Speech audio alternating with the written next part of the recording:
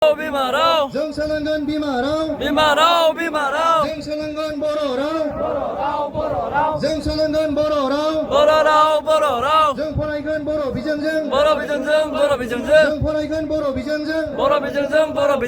आरो गुन गोनां सोलोंनायखौ जों बरायो जों बरायो आरो गुन गोनां सोलोंनायखौ जों बरायो जों बरायो आरो गुन गोनां सोलोंथाइनि जांख्रिथायाव जों बाहागो लागोन जों बाहागो लागोन आरो गुन गोनां सोलोंथाइनि जांख्रिथायाव जों बाहागो लागोन बाहागो लागोन दुलाराय बर' जाबा जिउ लावथों जिउ लावथों लेफ्ट लं लिभ जय बर' हारिनि जय बर' हारिनि जय गोजोन्थों आं बेजों लोगोसेनो दिनैनि जि गेवलां सावरायनाय बेखौ गोजोन्थों निफ्रायनो सोलोंथाइ बिथिङाव सांग्रांथि लाबोनो थाखाय हाबाफारि लाबोबाय थादों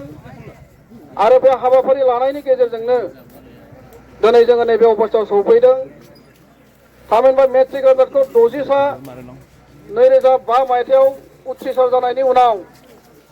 दुलाराय बर' फरायसा आफादा गोबां स्कुल भिजिट खालामबाय गोबां फोरोंगिरि आरो दिथागिरि फरायसाफोरजों सावरायबाय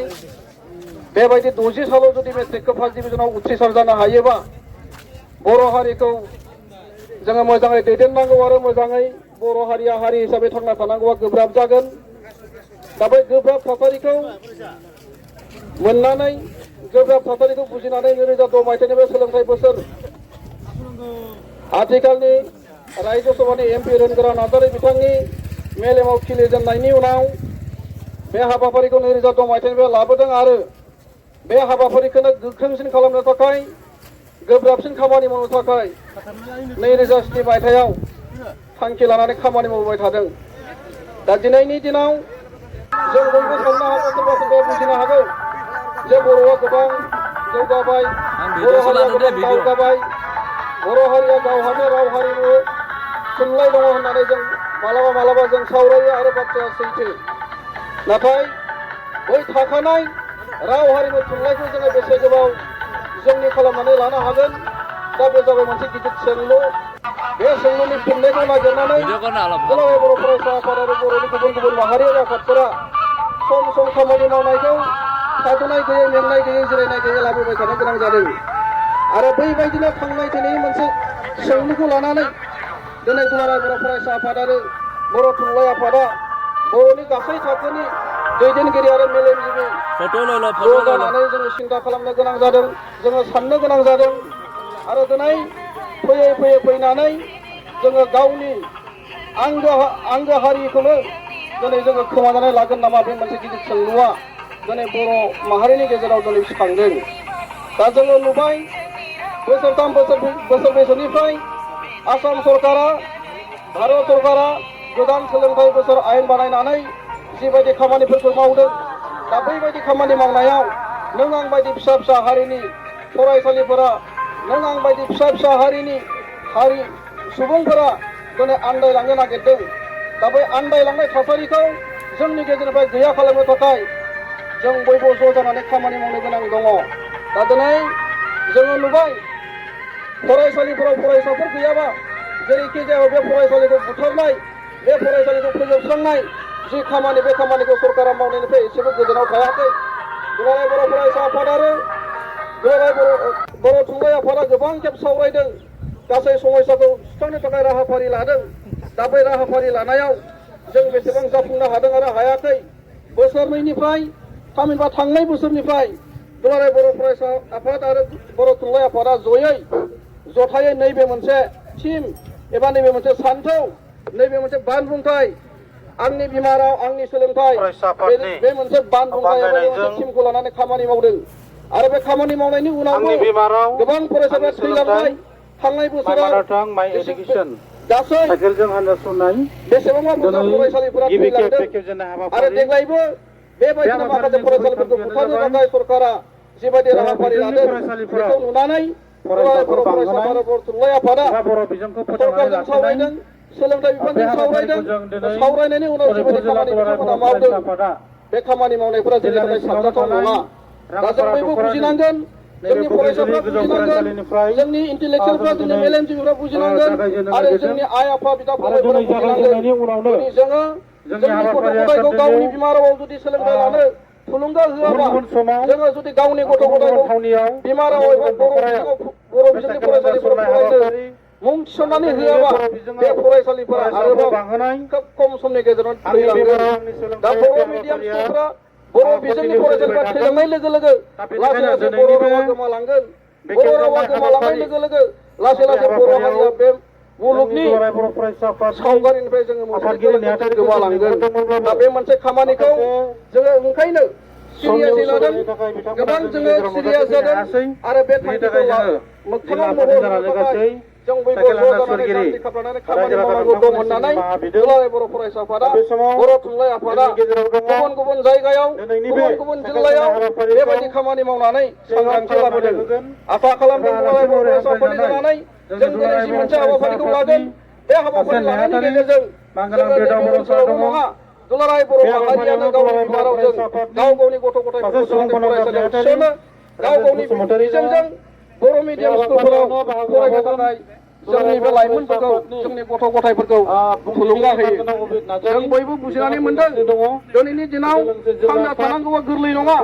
दिनैनि दिनाव थांना थानांगौबा गोजौ सोलोंथाइ जों लानो नांगोन जोंनि आखल आखु स्वभाब चरित्र जोंनि न'खर जोंनि ओनसोल जोंनि गामि जोंनि फरायसालिफ्रा साखोन सिखोन जानांगोन जों गुबुनफोरजों फेर फाथिनानै गुबुनफोरजों जुजिनानै गुबुनफोरजों नांथाबनानै जोङो समान समान आगान सुरनानै जोङो थांना थानो हानांगोन दा बे थांना थानो थाखाय गामि ओनसोलाव थानाय गासै रायजो राजा आइ आफाफोरा गावनि गथ' गथायफोरखौ गोजौ सोलोंथाइ होनायनि थांखिजों गुबुन गुबुन मेडियामाव गुबुन गुबुन बिजोङाव फरायसाफोरखौ हगार हरनाय बेफोर खामानिया जाबोदों नाथाय बैबायदि होननानै गावनि बिमा रावजों सोलोंथाइ होनायखौ जों जुदि खमायलाङोबा जोंहा हारि हिसाबै थांना थानायनि बाथ्राखौ गोलाव समनिफ्राय दुलाराय बर' फरायसा आफाद आरो बर' थुनलाइ आफाद लोगोसेयैनो गुबुन गुबुन बर'नि माहारियारि आफादफ्रा बुंबोनाय बायदि जोङो मोजाङै थावरि होनानै जों मोजाङै फोथांना लाखिनायाव गोब्राब जागोन दा बेनिखायनो जों खावलायनो लुगैदों दुलाराय बर' फरायसा आफाद आरो बर' थुनलाइ आफाद हिसाबै जों खावलायनो लुगैदों जोङो अराय सम गावनि सोलोंथाइ लानायनि बेलायाव जोङो गावनि रावजों सोलोंथाइ लायोब्लाबो जोङो साकरि बाकरि मोननायनि जि मोनसे राहाफारि बे गासिबो दिनैनि थारिखआव जाबाय आरो बे रावा भारत संबिजितनि 90 फारियाव थिसनजाबाय आरो बै रावजोंनो दिनै सोलोंथाइ लानानै बर'नि गुबुन गुबुन फरायसाफोरा गोबां गोजौ गोजौ थाखोनि अफिसार जानो हादों एसीएस बायदि आनजादाव उथ्रिसार जानो हादों एपीएससी आनजादाव उथ्रिसार जानो आईपीएस आरो आईएएस थाखोनि आनजादफोराव उथ्रिसार जानानै गोजौ गोजौ बिबाननि बिबानगिरि अफिसार जानानै दिनै भारतखौ खुंनो थाखाय दा बेनिखायनो सोलोंथाइ लानायनि उनाव जोङो लामा आन्दायगोन बर' रावजों सोलोंथाइ लायोबा जोङो साकरि मोननाय नङा बर' रावजों सोलोंथाइ लायोबा जोङो गिदिर अफिसार जानो हानाय नङा डक्टर इन्जिनियार जानो हानाय नङा बेबायदि साननाय बेबायदि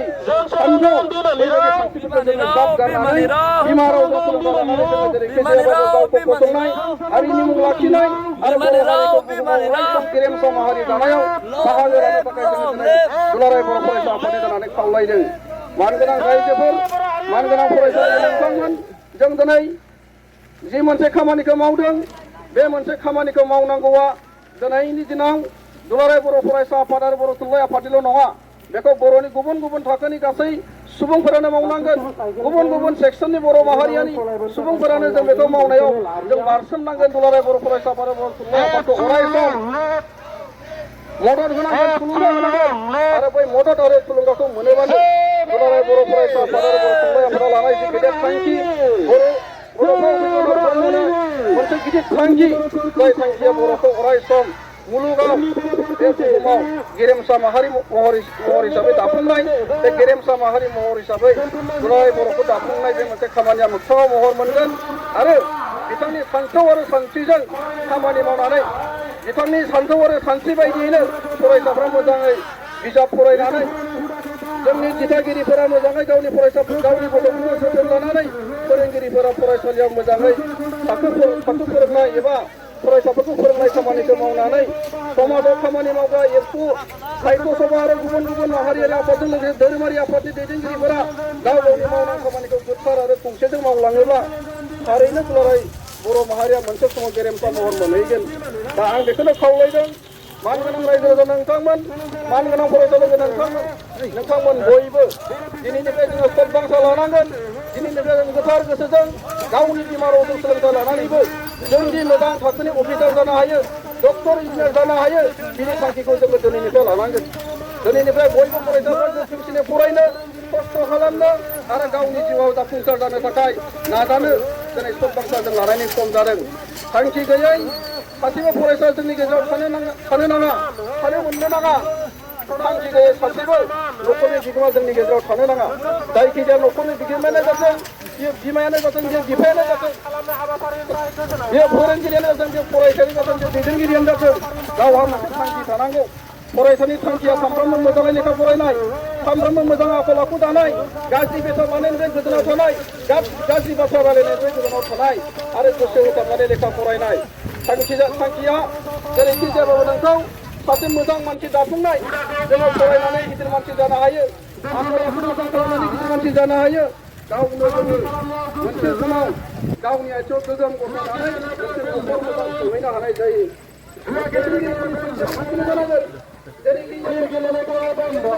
समाजखौ मोजाङै दैदेननाय फरायनानै थासारियाव मोजां मोनसे अबस्था लानानै बै न'खरनि देरसिन लावदों बै Long live, long live, long live, long live. Diêu Lão Trưng, Diêu Lão Trưng.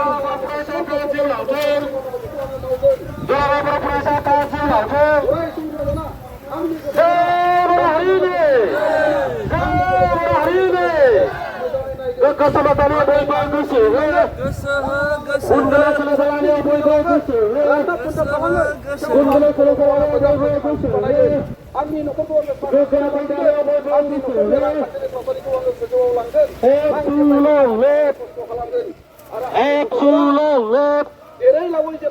दुलाराय बर' फरायसा आफाद जिउ लावथों बर' थुनलाइ आफाद जिउ लावथों बै समाव नांगौबा बर' थुनलाइ आफाद जिउ लावथों बेबायदि मोनसे थांखि लानानै गाव गावनि दोनथुमनाय हुदाखौ बाराय फरायनो थुलुंगा दोनथुमनाय हुदाखौ बाराय बाथ्रा बुंनांगोन आरो फरायनाय हुदाखौ बाराय 1 घन्टा 2 घन्टा फरायनाय हुदाखौ बाराय जों सोलोंगोन बिमानि राव बै गथ'फोरखौ बै बर' बिजोंजों सोलोंथाइ ला होनांगोन आंनि मोजां आंखौ मोजां मानसि बानायनो थाखायनो आंनि आइया आंनि आफाया आंनि आदाया आंनि आबौआ जुदि 2 घन्टा 3 घन्टा 4 घन्टा खस्थ' खालामदोंबा उन्दुनानै दङबा आङो दिनैनिफ्राय बांसिन खस्थ' खालामनो होननानै साननायखौ जोङो बै गथ'फोरनो लाबोनानै फैनांगौ समान गोनां फोरोंगिरि सारमोन जोंबो थांखि लानांगोन फोरोंगिरियाबो थांखि लानांगोन जोंनि फरायसालिनिफ्राय जोंनि ओनसोलनिफ्राय जोंनि लिरनायजों जोंनि आखाइजों दामनाय देनायजों जोंनि बोसोनजों जोंनि गियानजों जेब्लायबो जोंनि बे फरायसालिनिफ्राय जोंनि हारिनिफ्राय मोजां सासे फरायसा मोजां सासे साख्रियाल मोजां सासे गेलेगिरि मोजां सासे मोसागिरि मोजां सासे हारिमु सिबियारि मानसि जोङो सृष्टि खालामनानै सोरजिनांगोन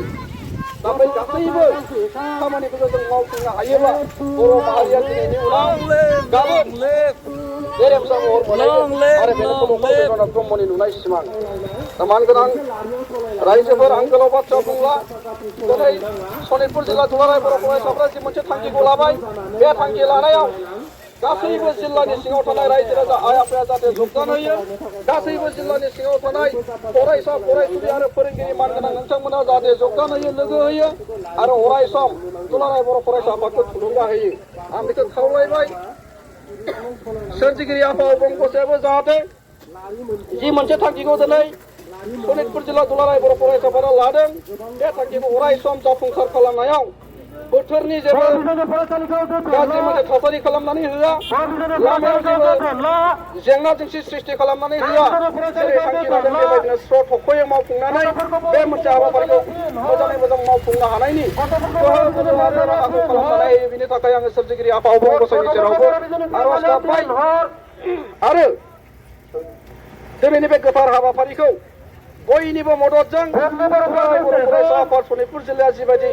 थांखि लानानै दिनै मावजेननो लाबाय बिनि थाखाय सनितपुर जिल्ला दुलाराय बर' फरायसा आफादखौ आंनि गोरबो गोसोनिफ्राय दुलाराय बर' फरायसा आफादनि जानानै साबायखर बावनानै दिनैनि बे हाबाफारिखौ बेखेवनानै होबाय होनना फोसावबाय आरो मोननैसो स्ल'गान होनोसै बाहाय जाहाथे बयबो बाहागो लायो आं बेखौ खावलायबाय